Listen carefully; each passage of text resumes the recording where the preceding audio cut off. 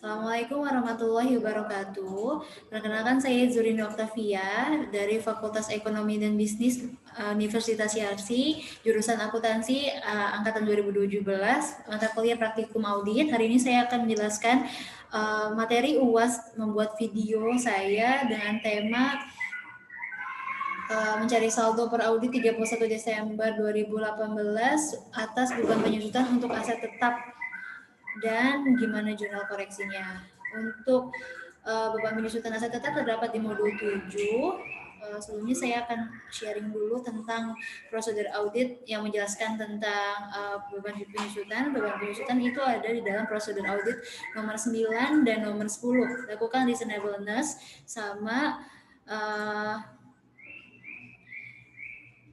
dilakukan rekonsiliasi antara penambahan dan akumulasi penyusutan. Selanjutnya kita langsung masuk ke dalam KKP final yang itu isinya tentang beban penyusutan tersebut. Itu untuk beban penyusutan ini terdapat di schedule J2. Sebenarnya dia juga berhubungan dengan J dan schedule JJ. Oke. Di sini ada data yang dalam PT Subus untuk aset tetap yang dimiliki PT Subus yaitu berupa beban dan prasarana, bangunan dan prasarana, kendaraan bermotor, aset sewa guna usaha, reklasifikasi, dan peralatan. Untuk bangunan dan prasarana sendiri, masing-masing dari aset tetap ini sudah ditentukan masa manfaatnya berapa lama. Untuk bangunan dan prasarana, dia terdapat di halaman 160. Hanya untuk informasi, ini semua data saya ambil dapat di dalam buku praktikum audit modul 1 halaman 160 sampai 163. Untuk bangunan dan prasarana sendiri masa manfaatnya adalah 20 tahun, maka umur ekonomisnya 20 dikali 12 ditemukan 240. Untuk kendaraan bermotor masa manfaatnya adalah 5 tahun, 5 tahun kali 12 maka umur ekonomisnya 60. Selanjutnya ada peralatan sama dengan kendaraan bermotor. Masing-masing aset sudah diketahui per kliennya. Ada 147.500, 300, 237 dan 454. Maka kita ditugaskan sebagai auditor untuk mencari beban penyusutan per audit pada tanggal 31 Desember per 2018-nya. Kita mulai pertama pada bangunan dan prasarana. Untuk bangunan dan prasarana sendiri, harga perolehannya didapat 1.350 juta. Itu diperoleh dari saldo awal Desember 2017 sebesar di dalam buku besar yang ada di halaman 160.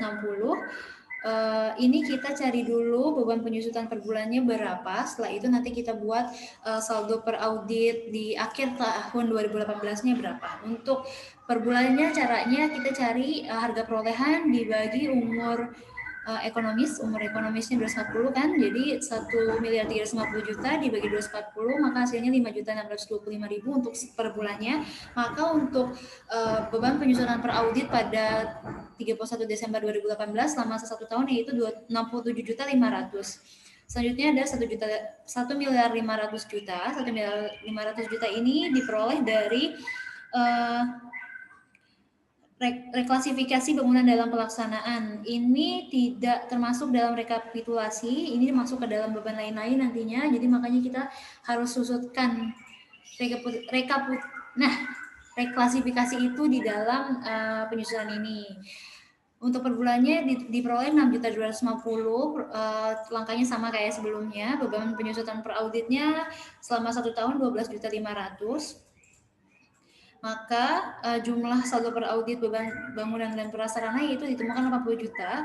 Jadi ada perbedaan antara yang dicatat oleh klien pada Desember 2018 dan realnya sesungguhnya 80 juta. Maka ditemukan selisihnya 67.500.000 yang harus diusulkan untuk koreksi. Selanjutnya ada kendaraan bermotor.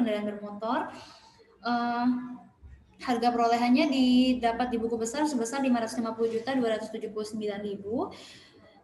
Untuk per bulannya penyusutannya dilakukan sama kayak prasarana tadi, bangunan prasarana. Ini harga perolehan dibagi umur ekonomis, maka hasilnya 9.971.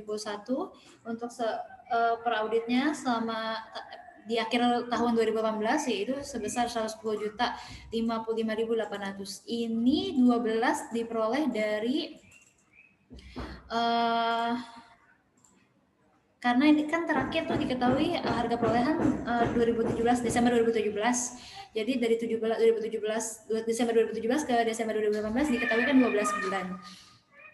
Ini juga sama sih yang tadi juga, ini 2 bulan dapat diperoleh dari, karena kan kalau yang bangunan prasarana itu 2 bulan dapat dari reklasifikasinya ini kan 3 November 2018. Jadi November ke Desember itu diperoleh 2 bulan. Maka untuk saldo per audit 2018-nya itu cuma dikali 2 karena 2 bulan.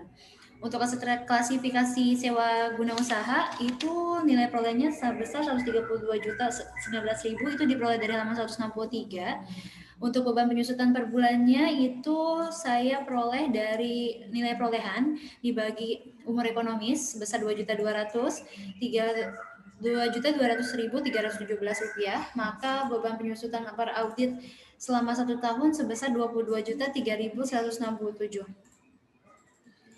Ini sama karena penggunaannya itu dia kan dimulai dari Maret 2018 sampai perhitungannya di Desember 2018, maka ada 10 bulan dari Maret ke Desember. Jadi pengaliannya itu sebesar 10 bulan hasilnya 22.003.167. Selanjutnya adalah 220 juta, ini merupakan transaksi tukar tambah pada tanggal 25 Juni 2018, yaitu dibeli 3 unit truk dengan harga perolehan yang didapat tahun itu sebesar 300 juta dengan yang diperoleh barang yang akan ditukar itu sebesar 80 juta pada tahun 2017 sebelumnya, maka itu ada pengurangan sebesar 300 dikurang 80 juta, hasilnya 220 juta, maka nilai perolehan sesungguhnya adalah 220 juta kan. 220 juta sendiri saya cari juga beban penyusutan per bulannya itu berapa. 220 juta dibagi 60 umur ekonomisnya yaitu ketemu 3.666.667. Maka saldo per audit di akhir tahun sebesar 22 juta. Ini dikali 6 karena kan pembelian tadi dimulai di bulan Juni 2018. Jadi saat di akhir tahun itu sebesar 22 juta. Maka jumlah keseluruhannya yaitu 154 juta 58.967. Maka selisih dari apa yang dicatat klien dengan saldo per audit sesungguhnya tahun 2018 yaitu 300.237.300 juta 237.400 dikurang 154.058.967, maka angka yang diusulkan untuk koreksi sebesar 146.178.433. Selanjutnya ada peralatan. Sama peralatan itu saya peroleh dari halaman 161.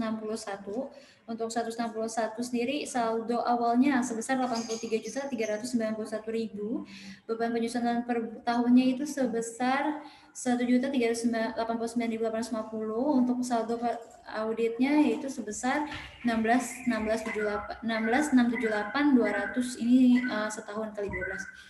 Selanjutnya ada 96.600 itu pembeliannya 10 unit komputer Pentium. Untuk beban penyusutan per bulannya 1610. Untuk penyusutan per Desember 2018 yaitu sebesar 19.320. Selanjutnya ada 9.890 itu penyusutan berangkas, pembelian berangkas, perolehannya 9890, penyusutan per bulannya 164.833, untuk per tahunnya 824.167. Ini dikali 5 karena dia pembeliannya di bulan Juli. Ya, betul, Juli. Selanjutnya ada pembelian 1 unit komputer Awareness pada tanggal 23 Desember 2018. Yep. Untuk beban penyusutannya per bulan 50.000. Karena ini dia baru beli di Desember tanggal 23, jadi penyusutannya baru 1 bulan, jadi 50.000. Jadi total per audit pada tanggal 31 Desember 2018 itu 36.872.367. Jadi selisihnya adalah dengan klien, saldo per klien yaitu 17.582.033 rupiah.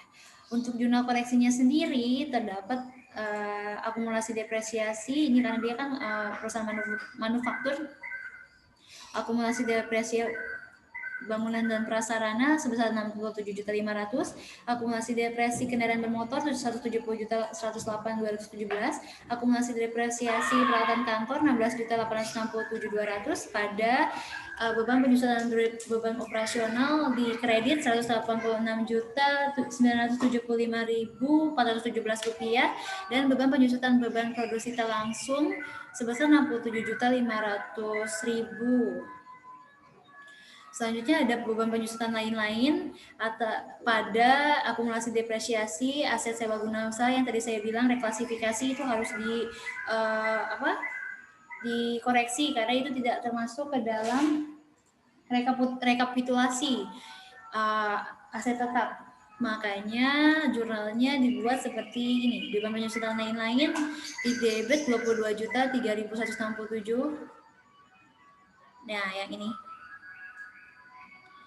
Di kreditnya itu ada akumulasi depresiasi aset sewa guna usaha sebesar 22.3.167.